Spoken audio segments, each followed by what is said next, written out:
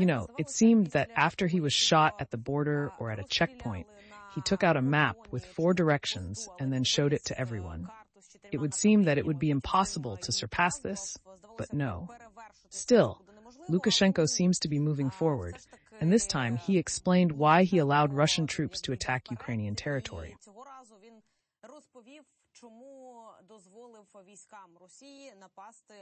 Lukashenko was asked why he allowed Russian troops to pass through Belarus. He replied, "We were having exercises, and Putin started withdrawing troops from the south of Belarus past the border with Ukraine." Він каже, звідки ви знаєте, що я надавав дозвіл на використання території Білорусі? У нас були навчання російських військ. Путін почав виводити ці війська з Білорусі. Вони були на півдні Білорусі. І цією дорогою повз кордон з Україною він почав... Some of the troops were provoked at some point, and I am convinced of that. And that is how Russian troops ended up on the territory of Ukraine. І, відповідно, таким чином російські війська опинилися на території України. Lukashenko is not to blame. It was a provocation. This is Lukashenko's opinion. There seem to be many topics to discuss, such as the BRICS summit and NATO.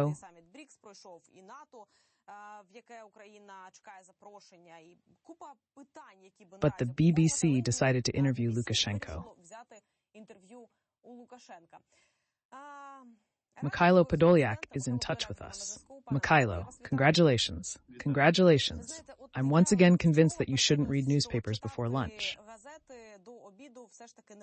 Whatever they are and whose they are, you know, you started today, which is very good, because we almost never start programs with anecdotes. Lukashenko comments anecdotally. What is a provocation? Troops along the border are not a provocation. We live in the 21st century and he is still in the 80s, so he is talking nonsense. Ну, тобто ми з вами маємо сьогодні, ми ж в 21 сторіччі живемо, просто ця людина живе десь там, як залишився в совхозі під назвою Городець, де він там 2 роки працював, він там і залишився, це там 80-ті роки минулого сторіччя. І тому він говорить якусь маячню. Ну, тобто, в нас... In the 21st century, there are no facts of provocations or shots fired at Russian troops. This is complete nonsense.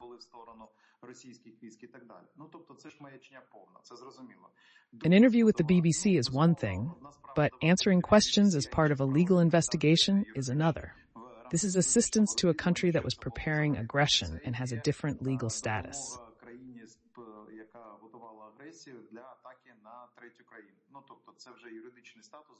Lukashenko's testimony would be interesting to read, but he would be careful to comment. His statements do not influence the situation or decisions, even for Russia, because he is not considered an independent entity. На ситуацію не впливають, по-друге, не впливають на ті чи інші рішення, які будуть приймати сторони, включно навіть з Росією, тому що вони не вважають його за самостійного суб'єкта, навіть в рамках союзної держави, так званої. Взагалі на хід війни, на... In general, this also has no impact on the course of the war and the post-war future. That is, there is a person who actually has no influence on anything. His statements have no factual basis. To be honest, we should take him as a stand-up comedy character. Nothing more, but nothing less. That's why we take any statements made by Lukashenko with a grain of salt.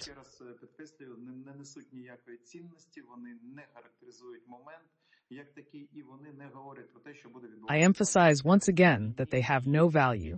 They do not characterize the moment as such, and they do not speak about what will happen next in this war and what the legal consequences will be, including for Belarus.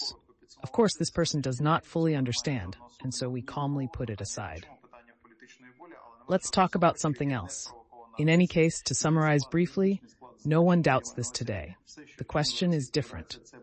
The question is political will. There is no doubt that Russia's aggression is a crime that has led to thousands of war crimes. We are calm about the propagandist statements and are working on explaining to the Democratic Coalition. If you don't learn how to win wars, you will not win. Демократичному альянсу, демократичній коаліції, що якщо ви не навчитесь завершувати війну на свою користь, ви будете завжди аутсайдерами програвати і Democracy's leadership will end in defeat. закінчиться фундаментальною поразкою. The story is strange. When Skabieva interviews Lukashenko, it's one story, they speak the same fictional language. But when the BBC talks to him, it's strange because his nonsense is hard to listen to, let alone understand. З іншої сторони, коли BBC їде говорити з Лукашенко, от мені якось дуже дивно це виглядає, тому що, здавалося б, цей бред, який він несе, його навіть слухати важко, не те, щоб зрозуміти. Тим не менше, BBC говорить з Лукашенко на саміт БРІКС до Путіна. At the BRICS summit, Putin emphasized that this is all happening in Russia. Let me remind you that the world leaders of developing countries also come, and accordingly they gather around him or at the same table. And I think it would be impossible in any reality to imagine the biggest terrorists, the biggest democracy in the world, and one of the biggest emerging economies sitting side by side and discussing some future prospects in reality. The BRICS summit is taking place from October 22nd to 24th in Russia, which considers it a great achievement. We can already summarize the first results and evaluate the agreements reached.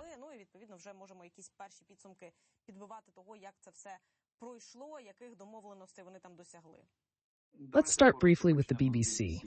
This is the BBC standard, which seems to allow for a second point of view.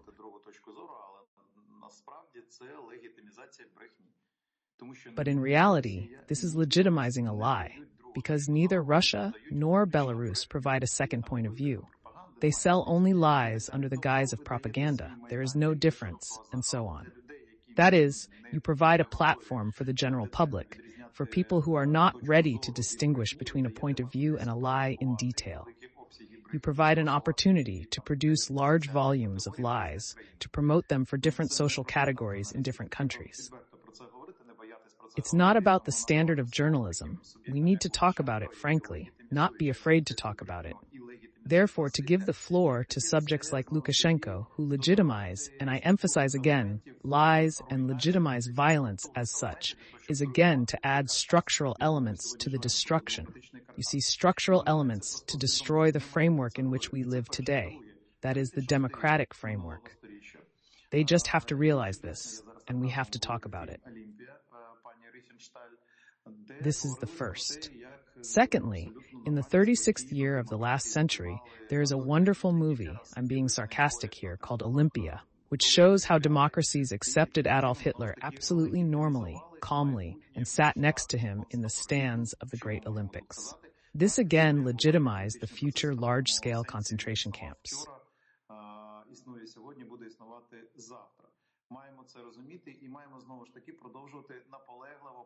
What can we say here? Yes, there is a global political process. In this sense, it existed yesterday, it exists today, and it will exist tomorrow. We have to understand this, and again, continue to persistently explain the point of view on the field. If you legitimize evil, sooner or later, it will try to dominate. Now let's move on to the BRICS. To be clear, of course, BRICS does not exist as an alliance today. I want us to be clear, this is all a fiction. This platform is only about intentions, without political and economic unity. It is not a union or an alliance with clear prospects. On the contrary, it is being reformatted, with China coming to the fore and Russia losing its active role. Всі розуміють, що Росія, яка була достатньо активна останні 10 років навколо спроби побудувати якусь альтернативу демократичній коаліції, демократичному альянсу, Євросоюзу і так далі. Today, Russia is using the BRICS to propagate ideas of war. Except for Venezuela and Iran, the countries are not interested in turning the BRICS into a tool for competition with high-tech markets, especially the United States. China and India want to maintain relations with technological countries.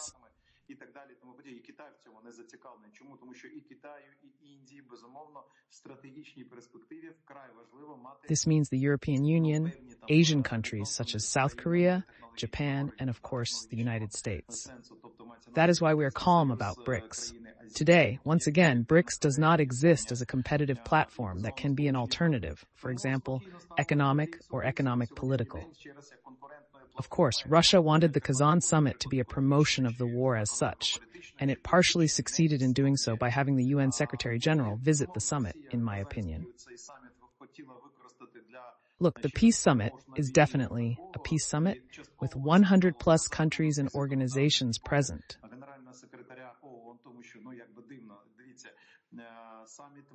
The UN Secretary General, who is supposed to be in charge of peace as such, is the one who is responsible for the peace summit. And the peace summit is based on international law and the UN charter documents. At the same time, there is no BRICS summit where Russia is promoting war, i.e. updating the UN charter documents, but there is.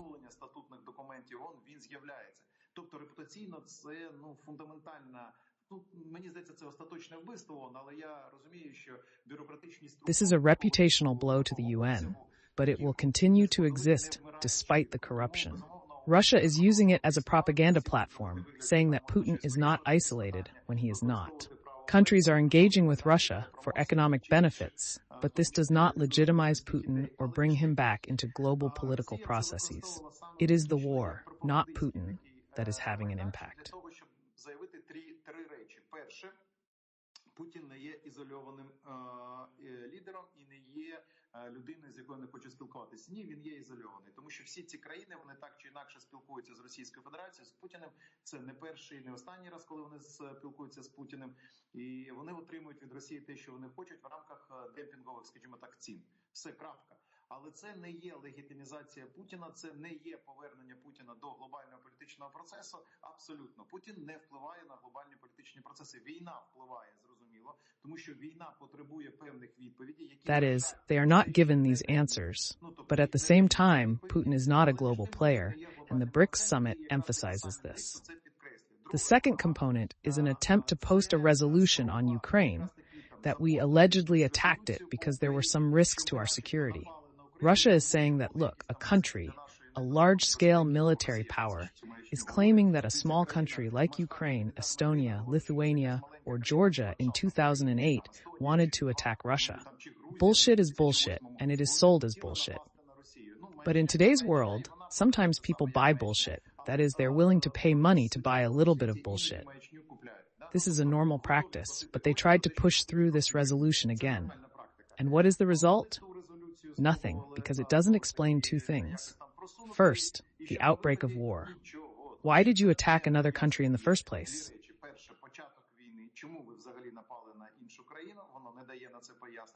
It does not provide an explanation for this, and legally, they will in any case be considered an aggressor who has violated the territorial integrity of another country. Secondly, this resolution does not affect the processes that we see on the front line today. And finally, the third thing. Again, look, we really like the Sino-Brazilian formula for ending the war, which says, let's stay on a little bit more of these territories. You realize that this formula is not effective. It really doesn't affect anything, because ending the war by leaving the occupied territories in Russia means simply getting an operational pause before the next stages of escalation. Everyone understands this. The issue here is different. I'm going to come to a very short phrase. Political will. Якщо демократичний альянс все ж таки не знайде десь там, не віднайде, я не знаю, де можна віднайти цю політичну волю колективно, не прийме нарешті ті рішення, які абсолютно чітко фіксує президент. If the Democratic Alliance fails to find the collective political will and implement the plan to defeat the Ukrainian president, autocratic alliances will only strengthen their influence. War will become a key instrument of foreign policy. And if someone is not afraid of it, in 5 years, large-scale wars may break out in different regions, including Central and Southern Europe.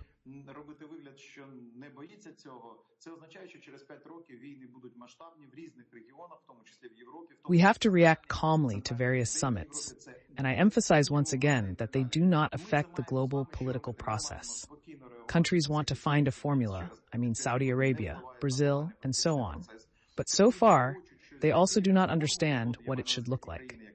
They have different objectives. If Brazil wants to dominate certain segments, wants to have access to certain markets, then China, India, and Saudi Arabia have completely different intentions. They want to compete. They want to get some opportunities to get around this competition. but to their advantage.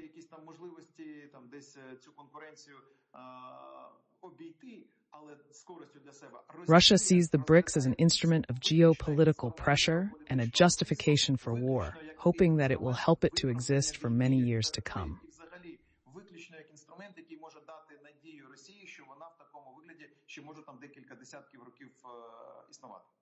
I have a few current thoughts. Тобто, в принципі, цю всю історію із країнами, які приїхали на саміт БРІКС, можна назвати як любов за гроші. Тобто, поки у них This whole story with the countries that came to the BRICS summit can be called love for money. That is, as long as they have some kind of financial component, they seem to be sticking with, supporting, or being close to Putin. Secondly, you said that China does not give Putin the leadership of the BRICS.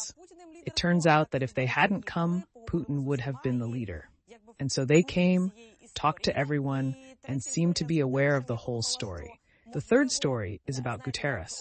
I thought that perhaps Ukraine had given him some requests, wishes, that he should convey to Putin, for example, the positions adopted at the same peace summit, or, in principle, the final word on the peace summit. Заключне слово по саміту миру, можливо, він йому передав, ні? Почнемо з останнього. Передавати щось через, скажімо, таких кур'єрів, як Гутеррес, немає сенсу, тому що все в відкритому доступі. Є десятки... It makes no sense to send something through couriers like Guterres, because everything is publicly available. Many countries are discussing the peace formula and the summit's decisions. Russia is closely monitoring this, but will not respond without significant coercion. Вона на це не буде реагувати ніяк. Тобто ви можете передавати це через будь-кого. Ні, Гутеррес туди з'явився тільки для того, щоб все ж таки бути десь поряд, тому що, якусь функцію ООН має виконувати, якісь інформаційні... Guterres appeared to support the functions of the UN and not to fall out of the global information process. His visit has no significant impact on the war or its end. As the UN Secretary General, he has the right to attend summits, but he should take a more balanced position on the war and the violation of the UN Charter. He should support Ukraine's formula for peace and promote these concepts, but so far he has not done so. We are calm about his actions. Сам по собі, як генеральний секретар ООН, він має право робити все, що вважає за потрібне. Це його абсолютно суверенне право. І, безумовно, він може бути присутнім на будь-якому саміті. Але, ще раз, логіка сьогодні історичного моменту така, що було бажано, безумовно, генеральному секретарю займати більш виважену позицію щодо війни, щодо порушення статутних документів ООН. Росія саме це робить. Треба було, щоб генеральний секретар, безумовно, підтримав і формулу миру, і саміт миру України, активно наполягав на просуванні цих концепцій і так далі, але маємо те, що маємо, знову ж таки спокійно відносимось, тому що він реалізує своє суб'єктне право діяти в політичному форматі так, як він діє. I really like the first part, that you talk about love for money. Of course, today, only Russia can buy something, but only for money. That is, there is no point in communicating with Russia in terms of common interests. Окрім таких країн, ще раз, як Венесуела, чи там Північна Корея, чи там Іран, зрозуміло, що це країни-ізгої, безумовно, вони залежать від Російської Федерації. Countries like Venezuela, North Korea, and Iran have limited options and are dependent on Russia. They believe that if Russia does not lose, it will be more confident in its global behavior, providing them with stable support. This will allow them to act more aggressively in their regions, which is already evident in North Korea's behavior. Абсолютно точно вони зацікавлені в Росії не з точки зору стратегування, не з точки зору геополітичних інтересів, не з точки зору створення якогось альянсу з Російською Федерацією. Other countries are not interested in Russia from the point of view of strategic or geopolitical interests, because it has little prospects. They are cooperating with Russia through the BRICS to benefit from it. This is a tough pragmatism. If they can monetize relations with Russia, they will do so. This is a normal process that is not Ukraine-centered. Стосунки певні в рамках БРІКСу, вони будуть це робити, і це абсолютно, знову ж таки, нормальний процес, тому що, не україноцентричний. Everyone has repeatedly said that they are using the moment to dump and circumvent sanctions to make money on the reshaping of markets. They will continue to do so. Now, as for China, On the leadership side, no. China definitely believes that the BRICS and the SCO are two such promising platforms that can be reformatted and fully assume leadership.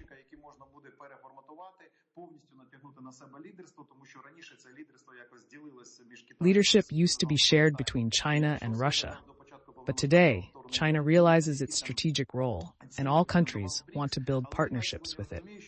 China is gaining leadership, while Russia is staying because countries cannot simply tell it to go away.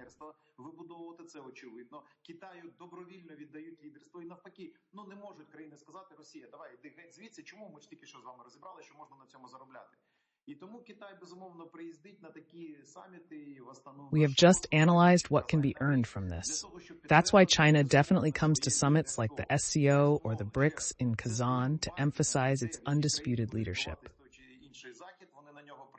They don't care where the event takes place. They come as leaders. For example, at Xi's meeting with Putin in Kazan, the Russian president was waiting for the Chinese president, which emphasizes their roles. Now let's look at why China wants to speed up certain processes.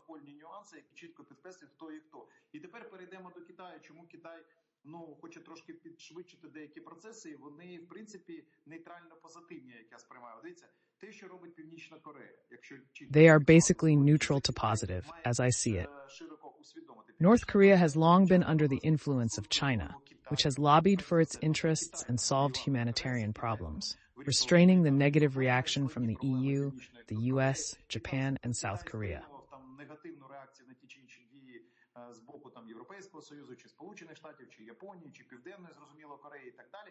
China somehow covered it all up, and so on. Але Північну Корею це не задовольняє, тому що місія Північної Кореї... But North Korea is not satisfied with that, because North Korea has only one mission, and you understand it very well. They invested there, which they had little money, and so on. They were building a military country whose purpose is to exist without any other purpose than to start a big, large-scale war in the Indo-Pacific region on the Korean peninsula. This is a kamikaze country. Of course, they want to burn everything they can, burn themselves, and so on. Today, they have the opportunity to quickly migrate towards the Russian Federation, which is ready to finance and support all of this, and so on. And this completely contradicts China's plans. On the contrary, China needs a stable region, as stable as possible. It definitely does not need a war on the Korean peninsula. Потенційний регіон ескалації і таким чином наносить суттєві збитки інтересам, глобальним інтересам, Today, China must clearly realize that Russia is, on the contrary, pulling North Korea away, forming a potential escalation region, and thus causing significant damage to China's global geopolitical interests. This is just one of the points where Russia has plans that are completely at odds with China's plans. Китай поступово їх вже починає вважати регіонами пріоритетного розвитку, свого пріоритетного розвитку. Today, Russia can be useful to China only for resources and territories, especially in the Far East, which China considers a priority for development. She again emphasized the need to prevent the escalation of the war and its spread to third countries. In particular, one cannot but mention the DPRK, whose military was recently photographed with Russians on Red Square.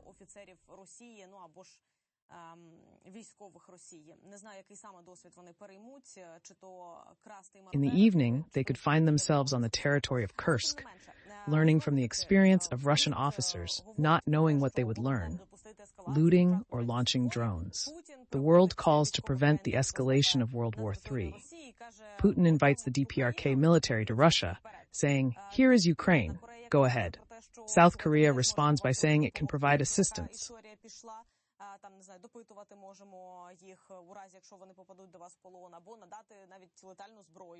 I don't know if we can interrogate them, if they are captured, or even provide them with lethal weapons. We are ready.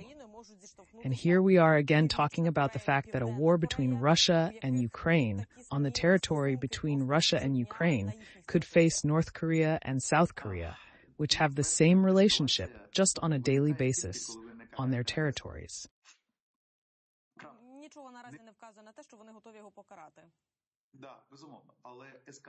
Escalation occurs when the aggressor is not punished, and there are no signs of readiness to punish.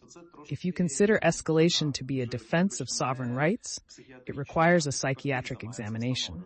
The aggressor's impunity leads to constant escalation, as Russia continues to be tolerated in its aggression. UN Secretary General attends the BRICS summit organized by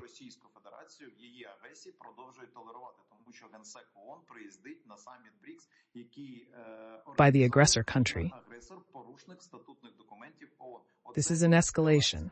The globalization of the conflict is an objective development of the situation. Why? It is not countries that are at war, but value alliances.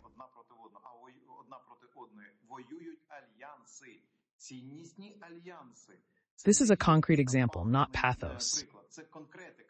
There is a very clear autocratic alliance with its own goals.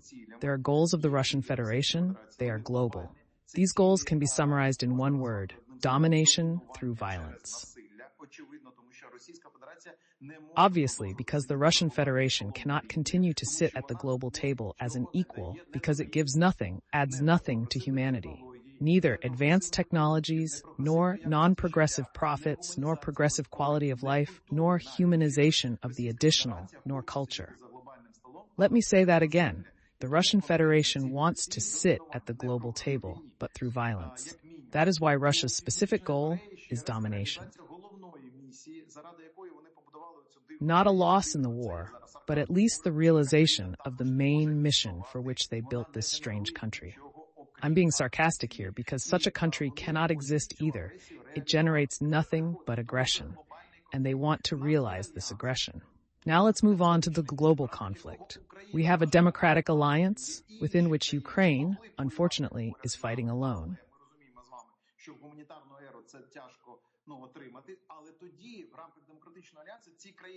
Other countries could fight with us, but in the humanitarian era, it is difficult. The democratic alliance should not only talk, but also increase military production and supply of weapons. We need to pay attention to North Korea's actions, which is important for China, South Korea, and our partners. North Korea understands that the war will be fought in another theater of operations, i.e. on the Korean Peninsula. They realize this because, once again, they have no other sense of the state's existence. They want to burn this state, but they want to burn it together with other states that are nearby. But Korea, look, theoretically it realized that we know how to fight, we will, North Korea, we will fight, and so on. But they realize today, after the start of a full-scale war in Ukraine, that it could end up like with the Russian Federation. Everyone believed that Russia had a super powerful army with extensive experience and high-quality weapons, capable of quickly controlling any territory. However, it turned out that Russia has no experience in modern warfare and does not know how to fight, and has weak coordination and command systems.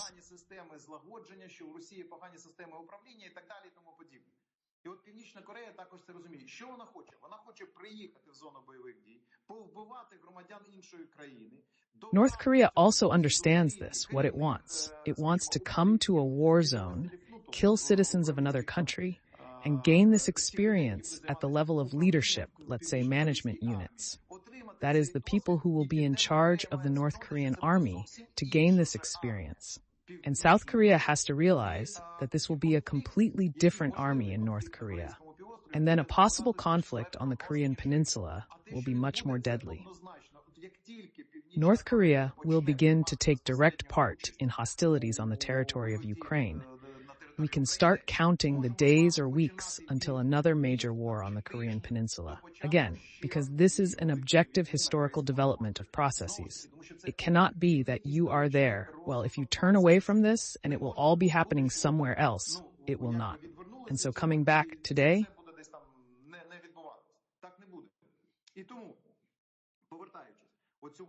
and the fact that it will happen is unequivocal.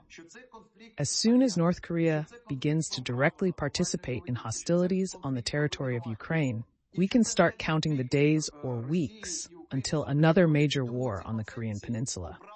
Again, because this is an objective historical development of processes.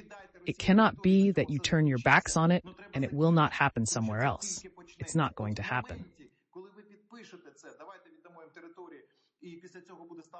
The conflict today is globalized and concerns alliances, rules of global behavior, and dominance, not just territory between Russia and Ukraine. The statement that the problem can be solved by transferring territories to Russia is wrong. There will be no agreement. The escalation will continue until Russia is punished and forced to lose this war.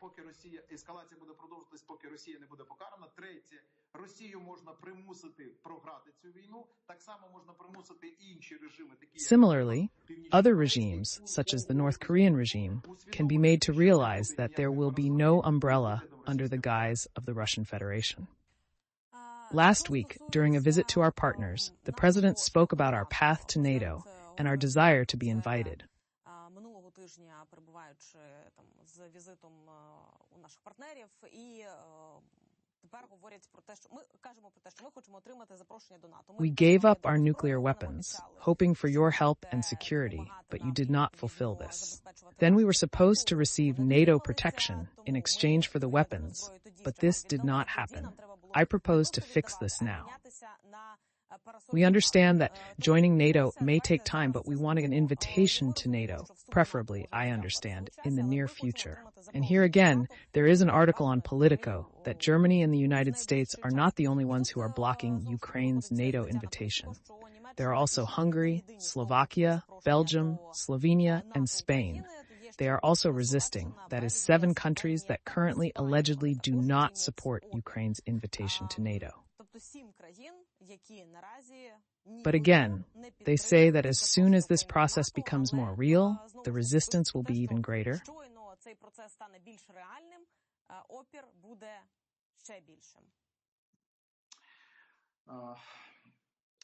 Let's start with the Budapest Memorandum. Very briefly, let us explain that at that time, Ukraine did not understand what global subjectivity was.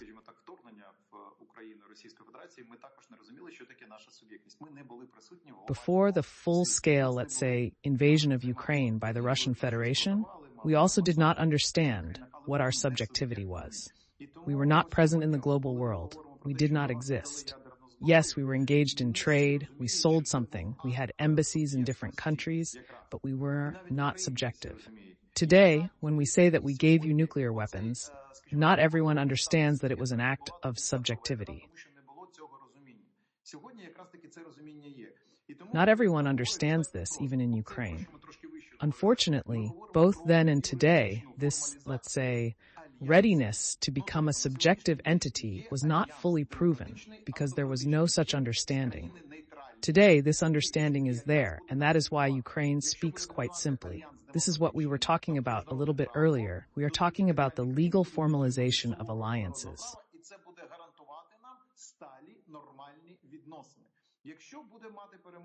Today, there are democratic and autocratic alliances, as well as neutral countries that observe their struggle. If the democratic alliance wins and international law prevails, the neutral countries will abide by its norms.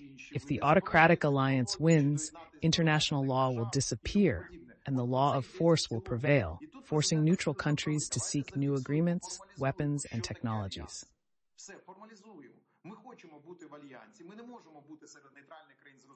This is what we are talking about in general, and the President is absolutely right. Let's define and formalize what alliances are. Let's formalize everything. We want to be in an alliance. We cannot be among the neutral countries, of course, because we are at war. We have a specific opponent who will never let us be a neutral country. He will always consider us a territory of influence, will always want to build some mythical buffer zones here. He hates us and will constantly provoke us, which will destroy your alliance. Ukraine claims that without winning the war, there will be no NATO. Neutral countries will realize who dominates the world today.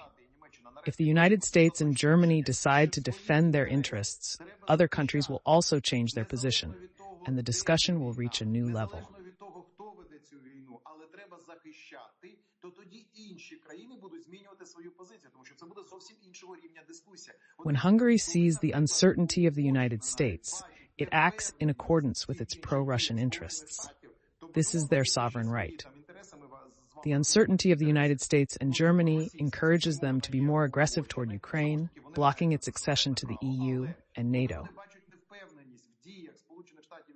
То тоді вони ведуть себе більш інформаційно агресивно і щодо там позиції по Україні, і щодо блокування можливості вступу в Європейський Союз і НАТО України і так далі. As soon as Hungary sees a consolidated position of the United States and Germany, their behavior will change, as they are interested in accessing the financial markets and technologies of this alliance.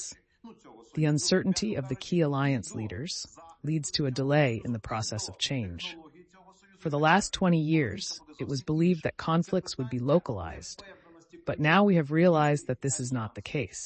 However, restructuring is slow because of the bureaucratic processes in democratic countries. Всі вважали, що в принципі все буде більш-менш по правилах. Тобто якісь конфлікти будуть, але це локальні конфлікти, незначні конфлікти, вони не впливають на розподіл глобальних ролей, які відіграють ті чи інші країни. З'ясували, що це не так, але вони не готові так швидко перебудуватись, тому що це інертний процес, це бюрократичний процес, це колективний процес. На жаль, в країнах демократії дискусія довга, дуже довга. Але вони в цій дискусії сьогодні, дивіться, We have returned to the topic of NATO in a new tone, which is significantly different from the one before the Vilnius summit, when we thought it was impossible. That is, all of this may be a theoretical construct, but almost everyone understands that it is not. In general, Ukraine and NATO are parallel universes. Today, the tone is completely different. Today, it is discussed as a logistical process, a necessary, objective, and possible historical process. І тому сьогодні інша інтонація, інші дискусії, інші рішення. І ми з вами вже бачимо, що говорять так, може стати. Today, the tone has changed. New discussions and decisions have emerged. The discussions in an autocratic alliance are faster than in a democratic one, but both are moving towards final decisions. Either the democratic alliance will lose or win. There will be no compromises. Або ми програємо, я маю на увазі демократичний альянс, або ми виграємо. Там немає компромісних рішень. Поточнення по НАТО, чи дійсно прямо 7 країн сказали, що вони проти, або... The question about NATO, did 7 countries really oppose it, or did they just not support it? As for the DPRK troops, there are rumors that they are heading to Kursk, and Putin has allegedly ordered them to return by February 5th. This could be another victory on the 3rd anniversary of the war. Побєда, повернення в родную гавань Курщини, певно, до 3-ї річниці початку Великої війни? Putin should clarify by what year he wants to return Kursk by February 5th, because his statements have nothing to do with reality. There is no clear position against or for the 7 countries. These are all discussions. The positions of Hungary and Slovakia are clear, but they may change when Germany and the United States make up their minds. Then the dialogue will rise to a different level.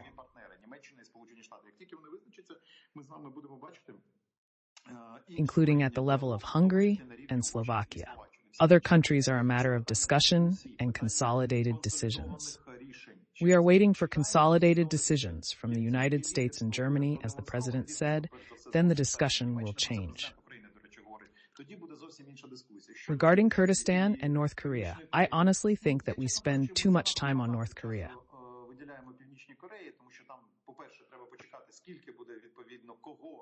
First, we have to wait to see how many North Koreans will be there, because it is a heterogeneous army. They certainly say that we have 6.5 million potentially mobilized there, we already have 1.5 million troops there, and so on. But there are some special units that are actually trained, working, constantly staying in certain camps, have a lot of experience, and they have very good ammunition. But there are 50 to 100 of them in the whole of North Korea.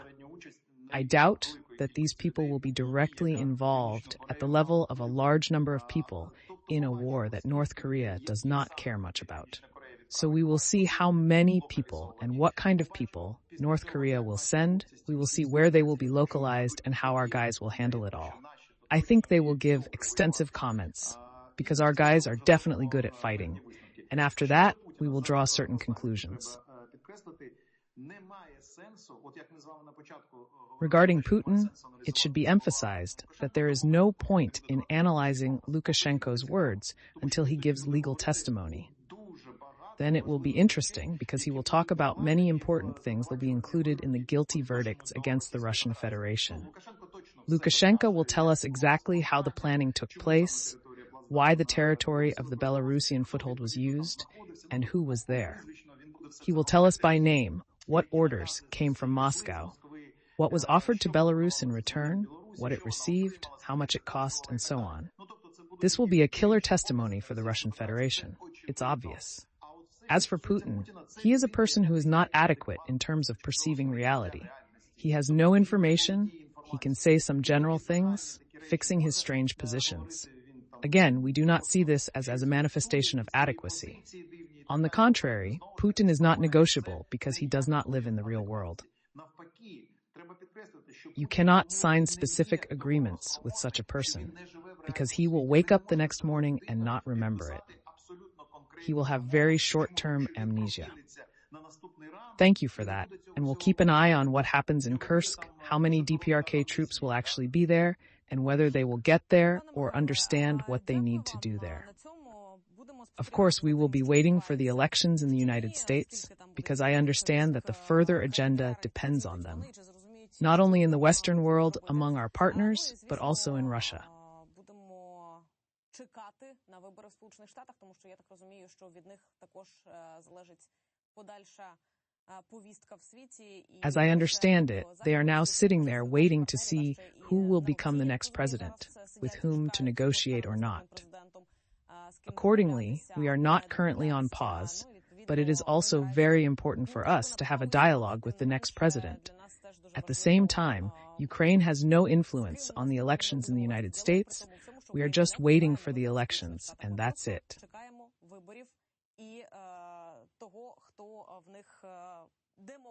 Which of the Democrats will actually win? We would like to thank Presidential Advisor Mykhailo Podolyak for his participation and everyone who was with us on the air. Subscribe to the YouTube channel of Channel 24. Take care, and see you soon. Канал пана Михайла Подоляка. Ну і, звісно, бережіть себе. Побачимося з вами і па-па.